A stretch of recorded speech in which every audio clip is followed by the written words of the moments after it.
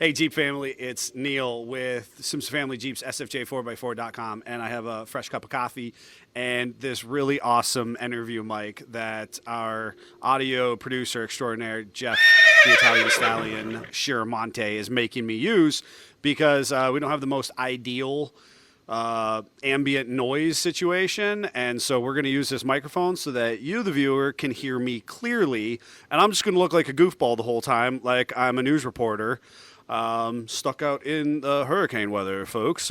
But we're absolutely slammed, and we're going to walk you around the shop a little bit, update you on some projects and some things that we're working on. This is raw. This is what we're actually doing. So come on back, and we'll show you a little bit about what Jeeps are on the floor right now.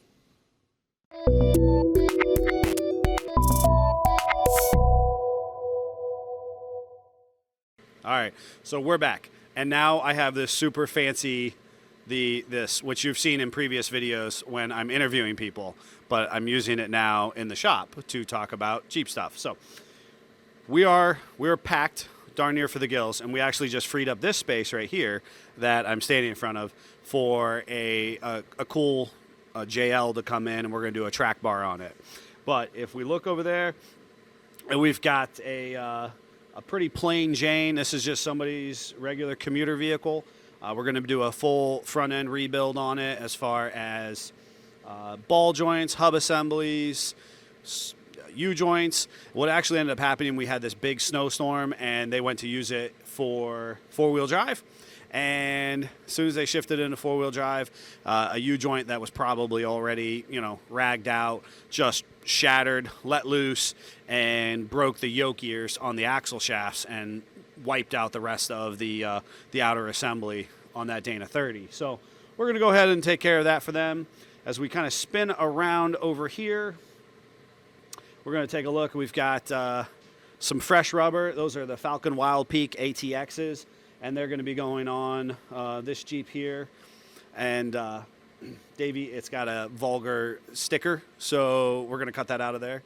But when we get these ATXs on here, that's going to smooth out the ride. Right now, it's got the Kenda cleavers. It's a nice tire, but there was some worn out suspension components before we got to it, and it really chopped out those cleavers, and it's given the ride issues for the customer. So we're going to get the rubber switched around. We did some new shocks, and like I said, we rebuilt a lot of the suspension and front end components on there. Funny thing about this Jeep as well, we actually just threw on this it's new to them, new tire carrier, because their old one was all corroded and the studs spun on it. So we've got that going on. We'll be able to switch those tires around and get them out the door this weekend, just in time for the blizzard.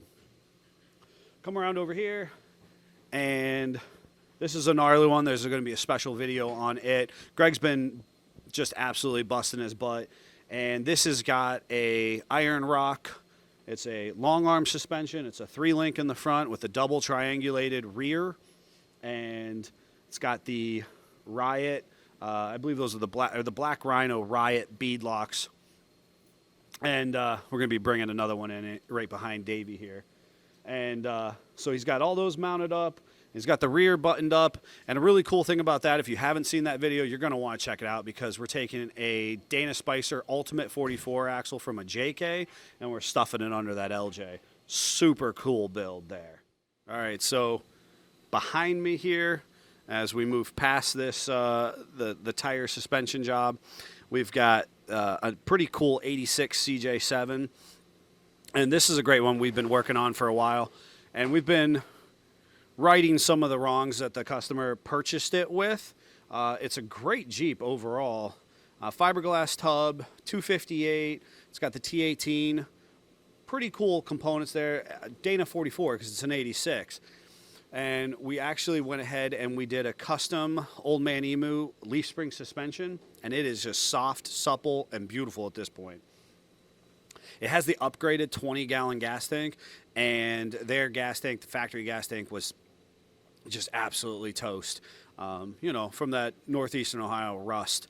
So we're getting a new to them, because it's like, 30-plus-year-old gas tank skid. We're bringing that in from probably Arizona, and we're going to get that fabbed in, a little bit of framework on that one, and get it plumbed back together. It already has a painless wiring kit, so we're going to make the gas tank finally work. It was a little bit of a problem. We didn't want to drop the gas tank until the last moment possible, and we've done that at this point. So now it's time to make their gas gauge work as well, which if you're a CJ owner, you know that everybody deals with that. So pretty cool there. As we continue on into CJ land, I'm going to follow, because I'm on a leash if you didn't know this. Welcome to Scott's Domain. Whoa, I was real close, Davey. So, Old Man Brown, and I'm not supposed to point the camera towards the furnace, but we've got our mad scientist back here working on some frame fabricobbling. That's an official word if you weren't sure. And so we have the 52 M38 on the ground. We also have the 78 CJ5 frame, where Scott's fitting in some rustbuster frame caps. And now we've got a crown replacement cross member that he's fitting in at this point as well. So the two frames going on there. We've got this really cherry LJ. I think that's an 04. Jeff, 04? Yes. 04 LJ. If you're a TJ person, you know how cool LJs are.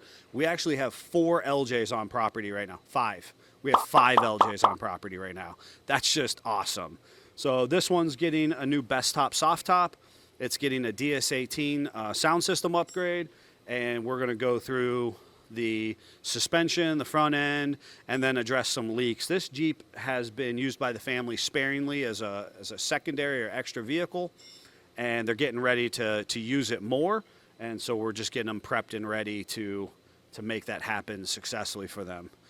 In the back corner, let's see if we can sneak past and reorient by our studio. So on my left, probably viewing from your right, is this fun yellow one. And we're working, guys, so I hope the sound quality is good for you. That's why we have this fancy mic. So this Jeep here is getting a painless wiring harness. It's virtually what we use on all of our CJ builds. It really just cleans and neatens up all of our wiring connections, gives us good continuity and connectivity across the Jeep. This was actually an old plow Jeep that the new owner to it resurrected, sort of out of a field. He's been picking away at it over the years. He's getting a performance ignition, an electronic ignition, new wiring, some new switches. He's got going to get a new steering wheel, because this one has like a Cobb GM steering wheel that's, some farmer just fit in there and made it work, which is kind of cool, but he'd like a Jeep or period appropriate steering wheel. So we're going to do that to this one here. The Jeep to my right is a very cool 64 CJ5, and we just got done doing a Patronics upgrade. So it's got a electronic ignition. We take out the old points, put in the electronic ignition, Patronics flamethrowers, coil plug wires. And this thing just absolutely sings now.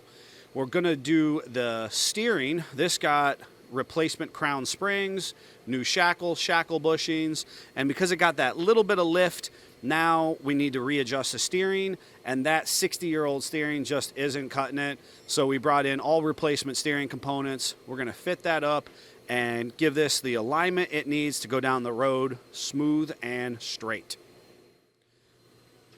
So our lot is absolutely crazy full right now. We thank you so much for that. We've got customers coming in from all over the area, and that is just a very cool and exciting time to be part of this business. So we appreciate you watching. I hope there was something cool in here that you identified with. The JL came in. We're doing the track bar fix on that, doing a nice TerraFlex track bar. We'll get that done. Like I said, hopefully next week we'll have a whole new slew of Jeeps in the shop, maybe some that you'll recognize, some that will be new. Certainly these ones in the CJ corner back here will be the same ones, but we definitely have some cool stuff coming up. So make sure you check back next Tuesday. And if you like this, make sure you smash that notification button so that you get those constant notifications from us. Also check in on our podcast where we talk about all things Jeep at the I Speak Jeep podcast. And there's a new series out where I'm doing these fun reviews of people's ads, the for sale ads. The market is crazy, so we'll just have some fun with it and talk Jeep. Until then, I hope everybody is safe, enjoys the Jeep stuff, and we'll hang out again next Tuesday. Jeep on.